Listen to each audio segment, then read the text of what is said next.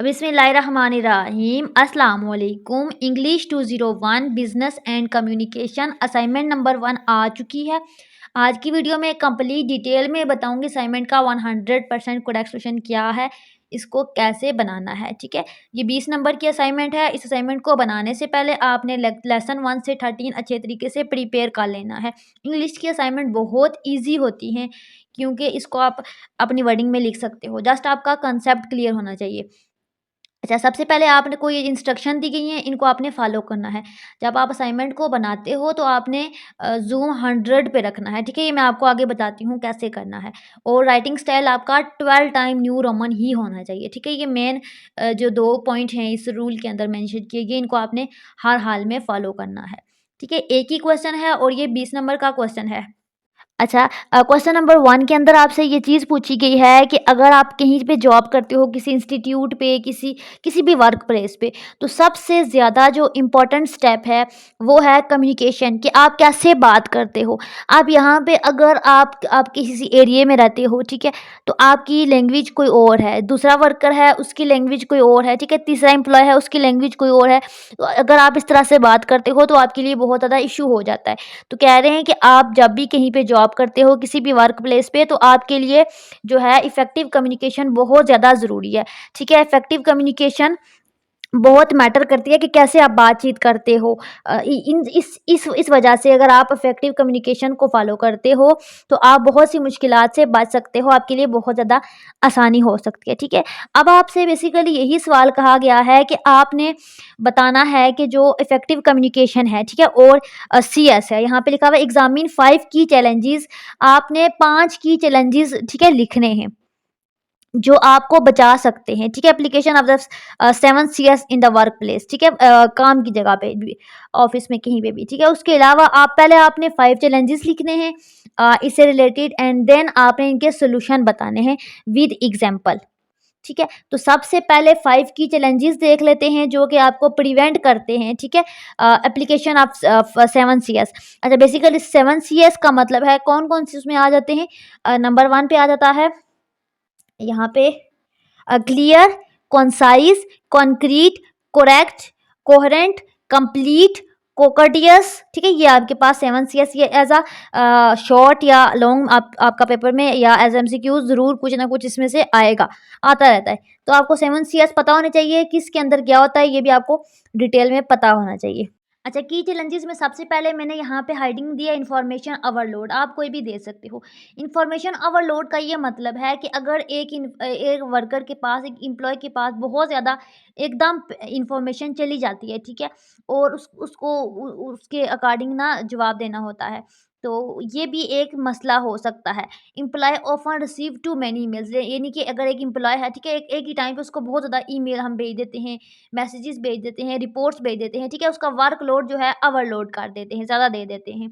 तो उसके लिए बहुत डिफ़िकल्ट हो जाता है कम्युनिकेट करना, ठीक है? ईज़िली और क्लियरली एक-एक चीज़ को एक्सप्लेन करना, कम्युनिकेट करना, ये इसके लिए मुश्किल हो जाएगा, चैलेंज बन जाएगा, ठीक है? तो पहली हेडिंग हमने दी इन्फॉर्मेशन ओवरलोडेड, उसमें हमने एग्ज़ाम्पल दी कि अगर एक मैनेजर है, एक ही वर्कर को इतना ज़्यादा काम भेज देता है, ठीक है? 5 पेजेज़ की ईमेल भेज देता है, उनकी डिटेल, तो वो उसके लिए बहुत मुश्किल हो जाएगा एक टाइम पे मैनेज करना। इसी तरह सेकंड नंबर पे हमने हेडिंग दी है लैंग्वेज एंड कल्चरल बैरियर। तो लैंग्वेज एंड कल्चरल बैरियर यानी कि अगर आपकी लैंग्वेज देखें, अगर एक ऑफिस के अंदर, एक वर्क प्लेस के अंदर, किसी इंस्टीट्यूट के अंदर डिफरेंट एरियाज़ के लोग काम कर रहे हैं मुख्तलिफ जगहों के, तो उनकी लैंग्वेज डिफरेंट होगी, ठीक है? पंजाब का अपना सेटअप है, सिंध वालों का अपना, ठीक है? पूरे पाकिस्तान के अंदर भी आप देखें तो बेशुमार जगहों पे आपको हर तरह के लोग मिलते हैं। तो हर तरह के लोगों के जो कल्चर हैं, उनकी जो लैंग्वेज है वो चेंज होगी। तो अगर वो ऑफ़िस में ही डिफरेंट लैंग्वेज बोलना स्टार्ट कर देंगे, अपनी-अपनी लैंग्वेज, तो उनके लिए मुश्किल हो जाएगा मैनेज करना। उनके वर्ड्स में क्लैरिटी नहीं होगी, कर्टसी नहीं होगी, ठीक है? तो उनका कल्चरल डिफरेंट होने की वजह से ज़ाहिर है इसमें भी इनके लिए बहुत ज़्यादा इश्यू हो जाएगा। मिसअंडरस्टैंडिंग अराइज़ होगी, ठीक है? इसमें मैंने ये सेकंड हेडिंग में लिखा है, इसको आप अपनी वर्डिंग में लिख सकते हो। तो बेसिकली लैंग्वेज का और कल्चरल बैरियर का भी बहुत ज़्यादा इम्पैक्ट होता है।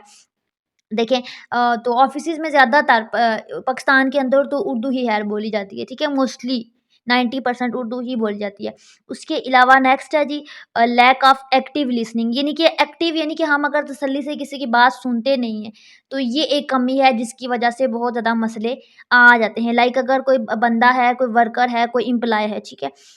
वो हमें कहता है, हमें सारा मीटिंग के दौरान सारा एक्सप्लेन करता है और हम उसकी आधी बात सुन के अपनी स्टार्ट कर देते हैं, ठीक है? और उसकी बात को तसल्ली से नहीं सुनते, तो बहुत सी चीज़ें हमसे मिस हो जाती हैं जो हमारे माइंड में नहीं बैठती, भूल जाते हैं। तो ये इस वजह से भी आपके पास एक्टिव लिसनिंग की वजह से भी आपके लिए मसला क्रिएट हो सकता है। क्या मसला हो सकता है? इनकम्प्लीट नॉलेज मिल सकता है और कोहेरेंट कम्युनिकेशन कम्युनिकेशन आ जाएगी, ठीक है? अच्छा, मैंने नेक्स्ट हाइडिंग ऐड की है इमोशनल इंटरफेरेंस, यानी कि इमोशनली अगर आप डील करते हो तो वो भी एक अच्छा नहीं है, ठीक है? एक चैलेंज है। लाइक अगर आप किसी चीज़ को करते हो बिज़नेस के अंदर किसी का स्ट्रेस लेते हो और उसको उसकी वजह से ना उसमें बिगाड़ पैदा हो सकता है। ठीक है, ज़रूरी नहीं है कि उसमें दुरुस्तगी होगी, डिस्कम्फ़र्ट होगा और कर्टसी नहीं होगी, करेक्टनेस नहीं होगी, तो स्ट्रेस लेना नहीं है, आपने स्ट्रेस फ्री होके काम करना है। अगर इसकी एग्ज़ाम्पल देखी जाए तो अगर एक बंदा है, ठीक है, टीम का कोई मेंबर है, वो प्रोजेक्ट को एक्सप्लेन कर रहा है, कोई फीडबैक दे रहा है ड्यूरिंग मीटिंग, तो वो अगर स्ट्रेस लेके आ रहा है एक तो वो स्ट्रेसफुल है पूरा बंदा और वो मीटिंग के अंदर प्रोजेक्ट को एक्सप्लेन कर रहा है, तो वो जो अगले बंदे हैं उनको मोटिवेशन क्या मिलेगी? वो तो डिमोटिवेट होंगे।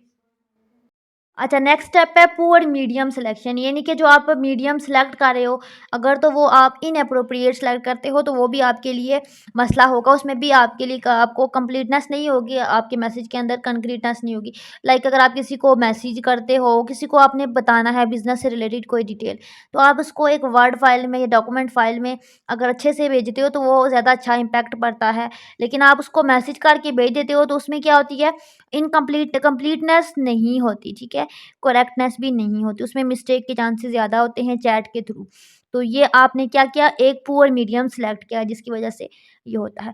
अब मैं आपको बताऊँगी कि इनके 5 सॉल्यूशन क्या हैं। बेसिकली आपने 5 सॉल्यूशन भी बताने हैं जिससे आपके जो 7 सीएस हैं, ठीक है? वो एनहांस हो जाएँ। तो 5 solution to enhance the application of 7 Cs is. इसमें सबसे पहले नंबर पे मैंने ऐड किया है प्रायोरिटाइज़ एंड सिंप्लीफाई इन्फॉर्मेशन, यानी कि अगर आपकी इन्फॉर्मेशन है ना ज़्यादा लेंथी डिटेल में, तो आपने क्या करना है, जो मेन पॉइंट हैं, ठीक है, उनको ब्रेक डाउन करना है। अगर कॉम्प्लेक्स इन्फॉर्मेशन है तो उनको छोटे-छोटे कॉन्साइज़ तरीकों से उसको अरेंज करना है, उसका एक स्ट्रक्चर बनाना है मैसेज का। लाइक फॉर एग्ज़ाम्पल अगर आपके पास बहुत ज़्यादा लेंथी है तो उसमें मेन हेडिंग देनी है, कितनी हेडिंग है, ठीक है, उसको हाइलाइट कर लेना, उसका कलर चेंज कर लेना, उसमें पैराग्राफ की फॉर्म में लिख लेना, अंडरलाइन कर लेना, ठीक है? ये जो अब असाइनमेंट लिखते हो बेसिकली इस कैटेगरी में भी आप देख लीजिए, जैसे ये मैंने असाइनमेंट लिखी है तो यहाँ पे देखिए मैंने 5 जो सीएस हैं उनकी हेडिंग को देखिए कितने तरीके से यूनिक तरीके से लिखा है और इन्फॉर्मेशन मैंने ठीक है छोटे वर्ड्स में लिखी है। तो आपको ये सामने नज़र आ रहा है कि इसमें 5 सीएस की जो है सॉल्यूशन लिखे हुए हैं। ठीक है? तो ये आप आपकी जो है इसको एनहांस कर सकता है, इसको इम्प्रूव कर सकता है। नंबर 2 पे मैंने लिखा है provide training on language and cultural awareness. अच्छा, इसमें बेसिकली यही कहा गया है कि अगर एक बंदा है, ठीक है? काम कर रहा है नया एम्प्लॉयी, तो यहाँ पे एक सेटअप होना चाहिए जो प्रॉपर ट्रेनिंग दे, ठीक है? कल्चरल अवेयरनेस दे, ठीक है? उसको आगाह करे, उसकी लैंग्वेज कैसी होनी चाहिए, कैसी कम्युनिकेट करना चाहिए बिज़नेस के अंदर या वर्कशॉप। बेसिकली हम यहाँ पे बिज़नेस नहीं यूज़ करेंगे, वर्ड वर्कशॉप या वर्क प्लेस यूज़ करेंगे क्योंकि सिनेरियो के अंदर, क्वेश्चन के अंदर वर्क प्लेस कहा गया, ठीक है? तो यहाँ पे इसमें यही कहा गया है कि इसमें लाइक फॉर एग्जांपल अगर एक टीम हायर करनी चाहिए जो नए आने वाले बंदे को प्रॉपर गाइड करे, ट्रेन करे, उसने कैसे बोलना है, कैसे कम्युनिकेट करना है, कौन-कौन सा काम करना है, तो ये भी इसका एक सॉल्यूशन है।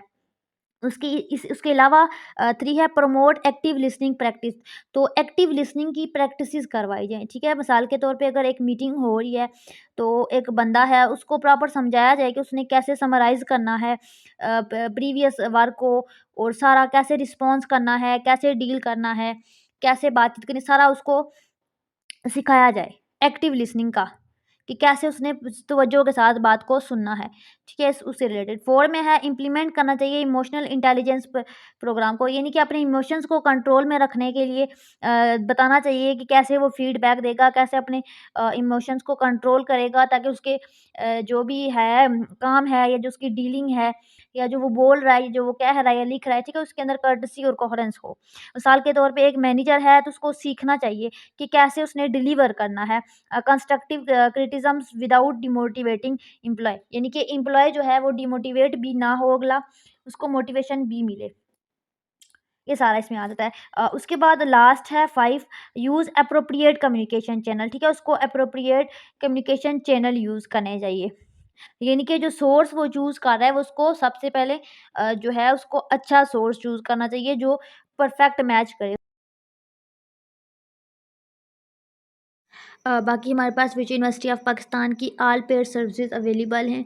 अगर आपको किसी चीज़ में भी कोई भी इश्यू है तो आपको हमारे पास विजय यूनिवर्सिटी ऑफ पाकिस्तान की तमाम सर्विसेज मिल जाएँगी और हमारे रिज़ल्ट गारंटी होती है। इसमें आपको अगर बुक्स चाहिए, असाइनमेंट से रिलेटेड, एलएमएस से रिलेटेड कोई इश्यू है और स्पेशली प्रोजेक्ट से रिलेटेड CS 619 के, 519 के या इनमें से किसी भी सब्जेक्ट के प्रोजेक्ट में इश्यू है, तो आप हमसे कॉन्टैक्ट कर सकते हैं, हमसे पेड बनवा सकते हैं। चाहे हमारे पास हर सब्जेक्ट के टीचर अवेलेबल होते हैं, आप हमारी सर्विसेज अवेल कर सकते हैं। बाकी आपको बुक्स चाहिए या व्यू से रिलेटेड कोई भी सर्विसेज चाहिए तो आपको ऑल सर्विसेज हमारे प्लेटफॉर्म पे मिल जाएंगी। बाकी चैनल को सब्सक्राइब करें, लाइक करें, अच्छे अच्छे कमेंट करें, दुआओं में याद रखें। अल्लाह हाफिज़।